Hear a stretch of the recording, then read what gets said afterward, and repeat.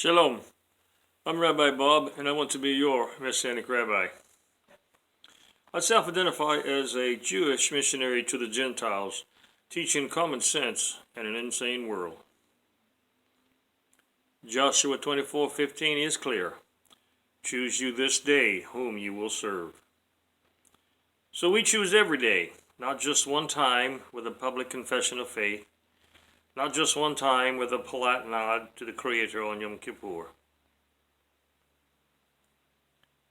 If you have been following me, you know that I have been teaching about prayer. And so you may be a little puzzled when I tie two things together. Today we are going to talk about sex. Sex and prayer. Wow, Rabbi, how did you make that jump? Well, let me read the Bible to you today, found in 1 Timothy chapter number 2. Where the Apostle Paul writing says in verse 8, I will therefore that men pray everywhere, lifting up holy hands without wrath and doubting. Verse 9, in like manner also that women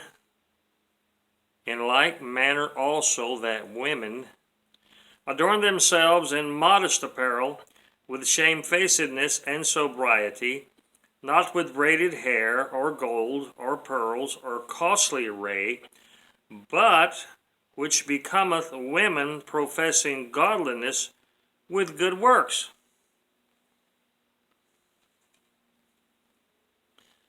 Ladies, do you realize that men are wired by God to get sexually aroused at the sight of the female body? Skin is the root of porn. Why are women saying what they say?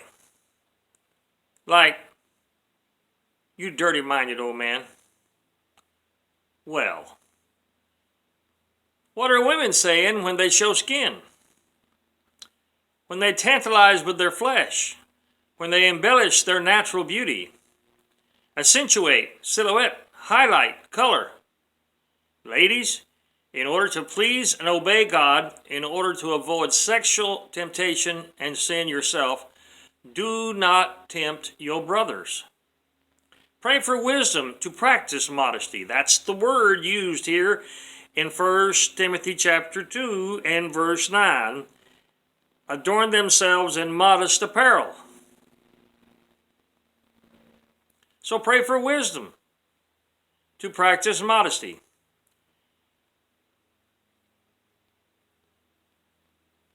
Avoid being sexually provocative in dress and behavior.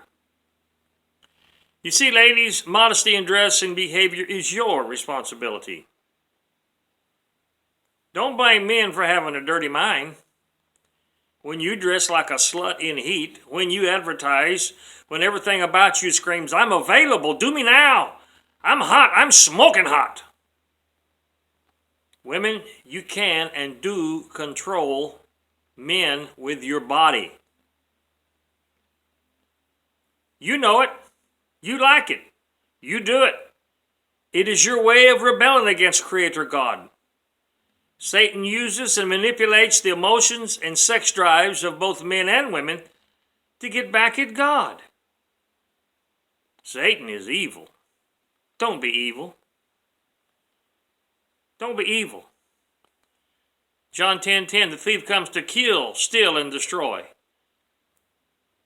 Young people, Satan wants to destroy your life before you're even 18 years old, before you're married, before you have a family.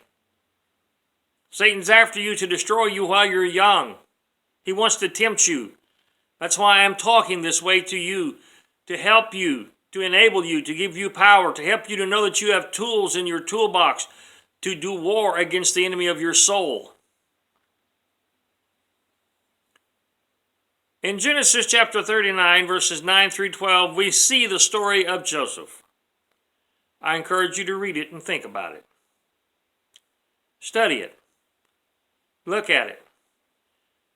Remember, ladies, it's your job to avoid sexual sin and temptation yourself by practicing modesty. I'm not going to give you a long list of rules, do's and don'ts. I'm not a control freak. But I've made my point very clear. Skin is the root of porn. What are you saying, young ladies? By the way you dress, the way you act. Oh my goodness, I could go on and on, but I won't. For the sake of brevity, let me wrap it up. Creator God, please allow this word, this truth, to find a home in the hearts and emotions of those who are watching and listening. Let each of us, Creator God, carefully follow the leading of your Holy Spirit in our life. Help each young person to remember that they have a protector. There is a divine order to life. Children need their parents at this time and stage when they are approaching and entering into puberty. So help the young ladies to take counsel with the older ladies and with their fathers so that they will know how to dress and to act, and so that they can give the greatest of all gifts to their future marriage partner. Young ladies, be faithful to God. I'm encouraging you so you can and will be faithful to your mate. Shalom.